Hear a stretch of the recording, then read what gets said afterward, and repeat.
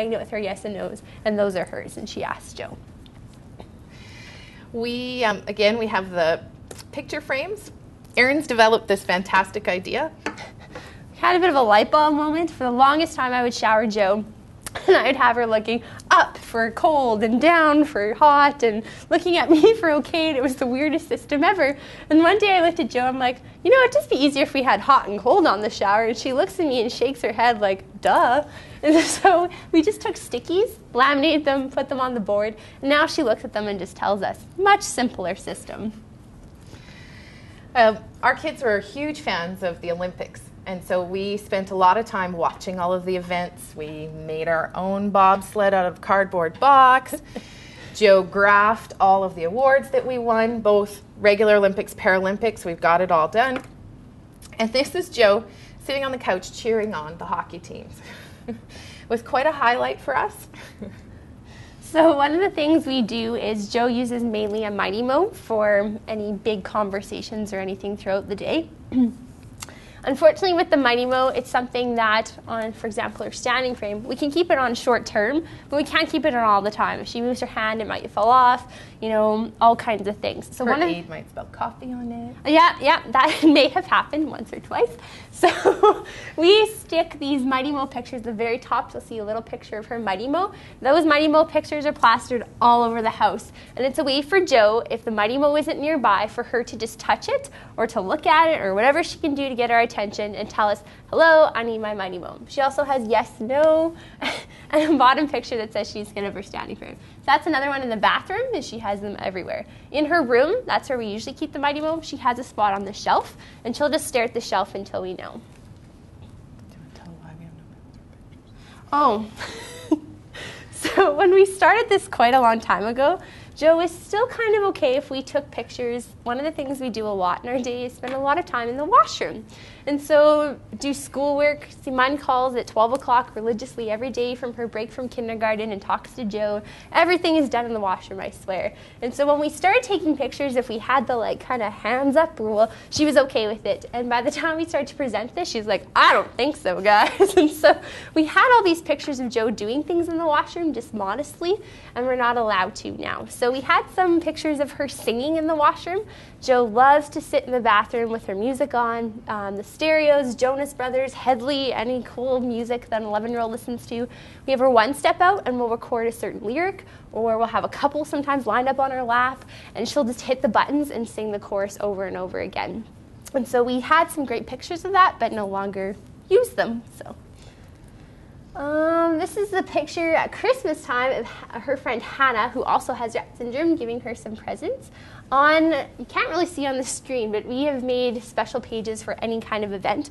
Joe, sometimes you'll hear specialists say, just create a basic page and she can use it over and over and over again. That won't fly for Joe. It has to be specific to that person. It has to be specific to the gift she's going to get. Anytime we have certain activities, everything is very specific for that. And so that one was actually made especially for her friend Hannah coming over and giving her the gifts. I kind of knew it was coming. We talked about the presents that she, comments that she might want to say. So I think it was, I love it, awesome, this is so cool. Those were some of the things she said. So here we have Christmas, and we had an ice cream Yule log. Joe, of course, is a huge fan of ice cream and mashed potatoes and soft cheesies. Those are her 3 favorite food groups. Joe has a G too. Just we don't starve her. This particular one, you can see a heart on the screen where she repeated over and over, I love it, I love it. She was really quite a fan of our new option. So one of the new things that came around in August was I had a BlackBerry, and I thought it was the best thing ever, and I convinced Simone and Pierre to also buy BlackBerries. They were going to Hawaii. They're like, okay, BlackBerries will be great for communicating to the girls while they're away. One of our now famous things is we BlackBerry shop. So Joe is a huge football fan, won season tickets from her local workout center. It was a big deal, and she was so excited. So one of the things Simone said she would do is she would go and buy her a bunch of Eskimo stuff so she could wear them to the game. And so what Simone did was took pictures of everything individually and sent it to us. We were at something else, I can't remember what. And I would ask Joe, is this cool? Is this the t-shirt you want? Is this the foam finger you want? Like, she was quite specific. And I'd get a yes or no, and I would relay it back to Simone. So that's one of our big things for any kind of shopping that Joe doesn't want to participate in, is we'll just Blackberry shop. Okay, so with that story, after getting some really awesome gifts, Suman started to joke with Joe that she needed "I love you, Mom, you're the best mom ever" button. So Joe kept saying no for the longest time. Nope, she wasn't having that on her Manimo. And then one day, I can't remember what specific item it was, but she decided, Mom, I earned the best mom ever. She earned it. So she decided to actually make the button herself. So she went up to the main menu button. She decided it should be 2 buttons. She picked the picture out. I recorded the voice. And then she made the go back button, and she uses it all the time now. Anytime she wants something, especially when it's something I won't give her. Yeah. Now, we, because of Joe's medical issues, we've never really left her for any length of time. However, we won this trip to Hawaii, and we really weren't sure what to do. It's an insanely unflattering picture. However, what we found was a great way to communicate is just MSN chat. For Joe, she was able to sit, she could use her communication device, she could see us. The delay worked to her advantage because she generally has a delay when you're speaking. Like Erin alluded to earlier, I phone every day the minute I leave my school. I work mornings. I phone, I stick my phone on speakerphone, and I chat with Joe on my drive home. She will generally take probably 10 minutes to have what other kids would be a 2-minute conversation. I've learned you just sit and wait, and she'll give you the response. You just sit and wait, she'll ask the question. But it's impossible to do that when you live in Hawaii, or when you're on holidays in Hawaii. So we took MSN chat quite to heart, and it worked fantastically. Okay, this is Joe with an IMAX. One of the things we're starting to do, Manimo is obviously very old. With Joe's Manimo and her apraxias, we actually have to hold her arms out.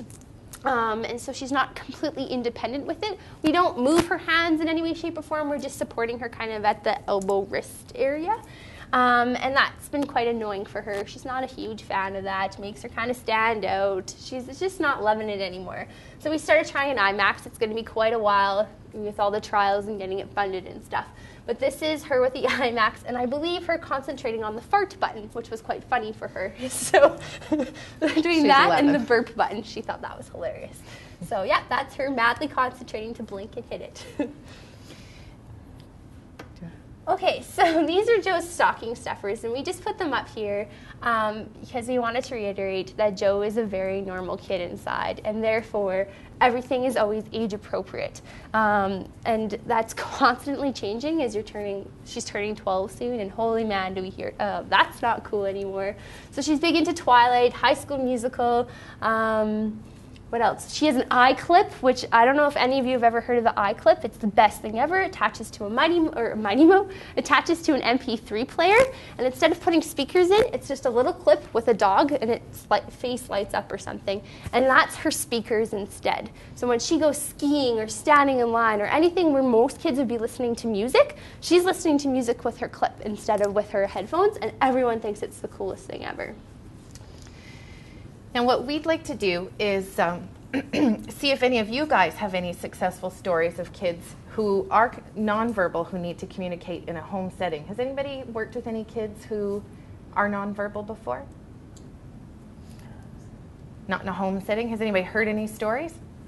This is one of the big reasons why we wanted to share this particular part of our presentation first. Generally what happens is when you're working with kids in a school setting or in a hospital setting, you really don't get to see what they're like at home. And the reality is, if you have a child who has complex needs like Joe, school setting is not always her favorite place to be. School setting is a lot of work. School setting is often hot. School setting is often tiring. She often sits a lot longer than she would like to sit. Sometimes she has to sit and listen to a lecture that's maybe boring, where the other kids are going to go, this is boring, and start playing in their desk with their pencils and whatever they've got. She can't do those kinds of things. So for us, it's been quite important, and I've done a couple other presentations, one specifically to pediatricians and different medical professionals. It's always a really great step to be able to understand what those kids are like at home. Because their lives are so incredibly different than a regular child, it's hard sometimes to be able to be as sympathetic or even as empathetic as we could be. When we work in schools, you generally have kids that you see, you can tell that, you know, they're wearing a Timbits jersey, either they play hockey, they play soccer. You can kind of guess by the things they're talking about. Do they play on their Wii or their PS2? Whatever it is, you can clue into what their life is like at home. A lot of times you can tell if their family smokes by the smell that comes in off their homework books.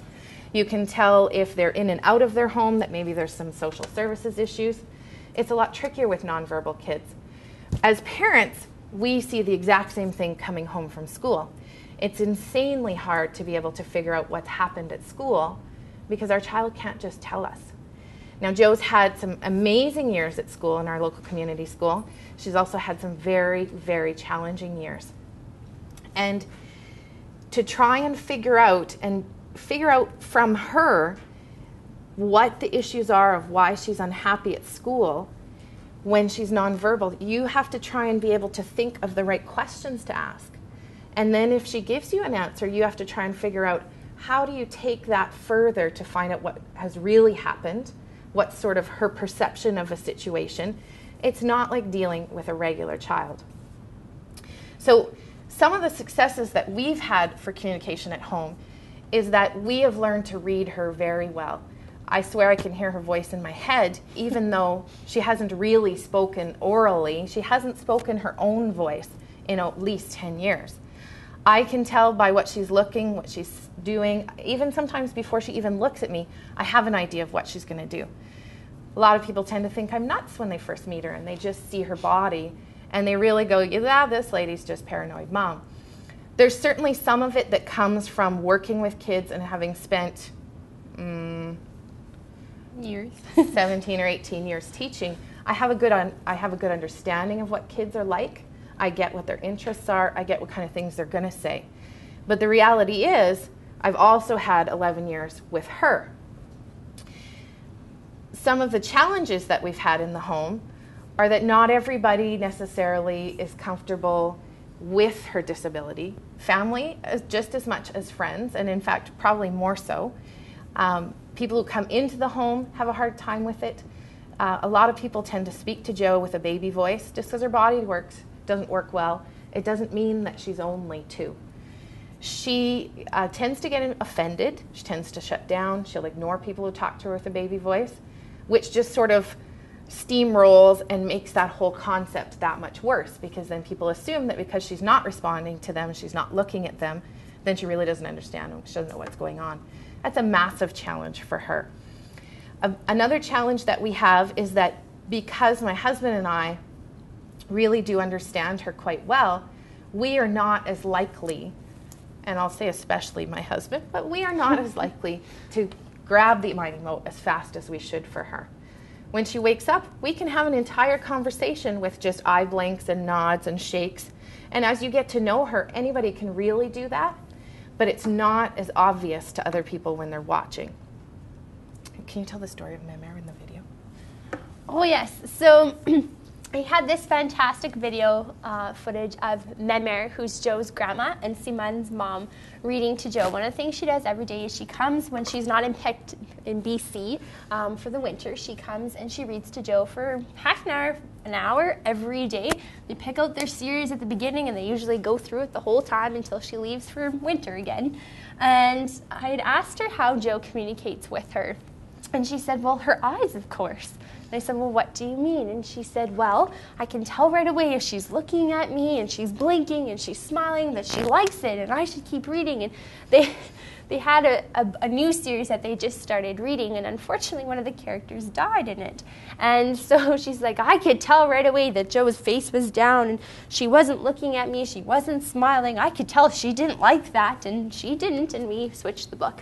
The other thing I really liked that Memer had said, I'm not usually in the room when they read, it's kind of their time, I'm doing prep stuff. is she said she grabs her hand. And I said, well, what do you mean? She's like, well, she'll slowly reach over and she'll grab my hand, and I can tell she'll start to squeeze it, and sometimes she lets go, and I can tell then her body works again, and she's squeezing it again, and she's smiling at me, and she's like, I know that's how she loves me and how she's telling me that we like what we're doing. So it was very touching. Unfortunately, we couldn't show it today, but she was crying in the end. We're all crying as we're videotaping it. It was very awesome. For us, this is both